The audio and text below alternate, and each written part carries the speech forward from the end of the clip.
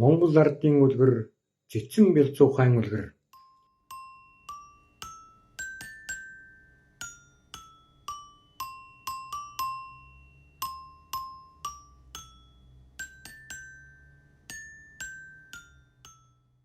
Жигүүртний хаан өргөдний хатан шар шувуу байсан эрт цагт юмсанжээ.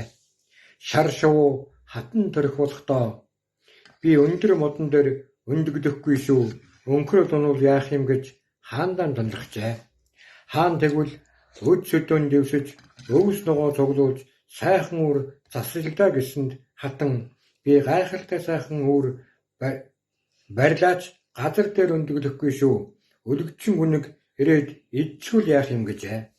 Хаан гайхахдаа чи тэгээд хаан өндөглөмөр байна даа гэж асуувал шар шувуу албат шувуудлын чинь аман дээр өндөглөнө гэж омог урдам гэлжээ.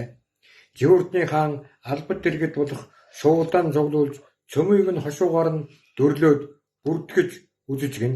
Тэгтэл ганц Бялзуухай дутуу байжээ. Хаан нэг өдөр хүлээж, 2 өдөр, 3 өдөр хүлээж, тэгтэл Бялзуухай хурж ирэхэд хаан хэлгэнэж чи хааны зарлиг дагдаггүй хаашаа янзын шувуу вэ гэж зандрахад хаантай мөн өршөөн сойрох. Манай Бялзуухайн олон төрөл хоорондоо маргалдав. Түүний учрыг олох гэж хэлэлцээр саадлаа. Учрыг өчөж болгосон болов би гэж асуужээ. За чи товцхон хэл эхний өдөр яагаад ирсэнгүй вэ? Эхний өдөр тэнгэр газар хоёрын аль нь их вэ гэж маргалдаад саадлаа. Тэгээд аль нь их вэ? Тэнгэр толгор харин хотгор гүдгэр уул нуруутай болохоор газар их юм байна гэж тогтлоо гэсэнд хаан бодол хийснэ. За тийм байж болох юм. Дараагийн өдөр яагаад ирсэнгүй вэ гэж дахин асууваа. Хаантан мөн яг нааш гардгийн даваан дээр өдөр шөнө хоёрын аль нь олон бэ гэж маргалдаад саадлаа гэсэнд хаан тэгээд яаж хийдэв гэж асуужээ. Бялзуухай өрхөг өдрийг шөнөд тоолвол өдөр нь цөөн юм байна гэж шийдлэхэд хаан тэгвэл сүүлчийн өдөр яагаад сааддаг вүлээ гэж шалгав. ертөнцийн эрен олон уу, эмэн олон уу гэдгийг олох гэсээр саадлаа. Аль нь олон байна?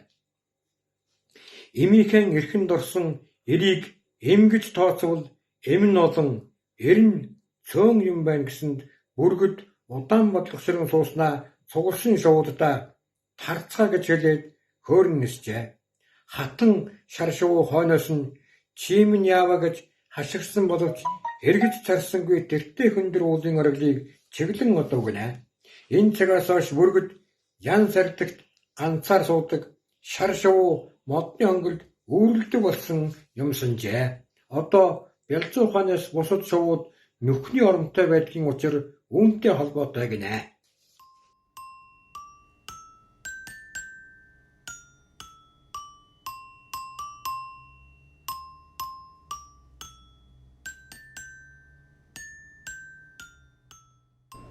Маш сайн магадлан бодоод маргаашийн үлгэрийг дэлгэн сонсоорой. Ардынхаа сайхан үлгэр шиг амар сайхан жаргаарай.